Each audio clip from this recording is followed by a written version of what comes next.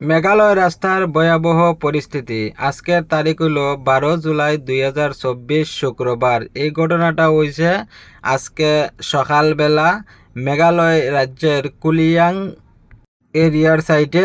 অতিরিক্ত বৃষ্টির কারণে পাহাড় ভাঙ্গা দশ নামিয়া আইয়া পরের গাড়ির সাইডের দিকে দেখো রাস্তার মাঝে পড়ছে, একদম গাড়ি উড়ে লইয়া দশ একদম নিচে গেছে কি। তো চলো ওই দেখো নিচে একদম গাড়ি পর্যন্ত ঠেলাইয়া লইয়া আই পড়ছে, দশের এতটুক পাওয়ার। আর দুনো সাইডে রাস্তা তো বন্ধ হয়ে গেছে গিয়া। বর্তমানে কেউ যদি আইতে চাও আজকে বা কালকের মধ্যে খুব জানিয়া বালাটিকে খবর জানিয়া আইবাই, কারণ আওয়ার পরে পরে খুবই কষ্ট পাইবে জামের মধ্যে। দুনো দিকের গাড়ি আওয়া যাওয়া বন্ধ। যে সময় রাস্তা ক্লিয়ার হইব তারপরে তো যাইতে পারবাই। এখন বর্তমানে খুব খারাপ পরিস্থিতি চলের।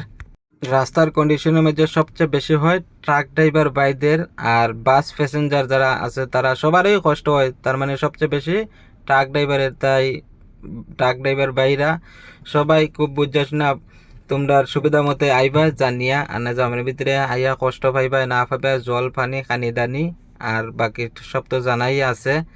আর বাস প্যাসেঞ্জার যারা বা ছোটো গাড়ি টুরিস্ট বর্তমানে এখন আইও না, আইলে পরে পরে খুব কষ্ট হইবে, খুবই ভোগান্তি শিকার হইতে লাগবো। আর দেখো কিরকম দশ এদিকে পরের বর্তমানে এখনো পড়তে আছে, একদম গাছ পাহাড় আর সব লইয়াই পড়ছে।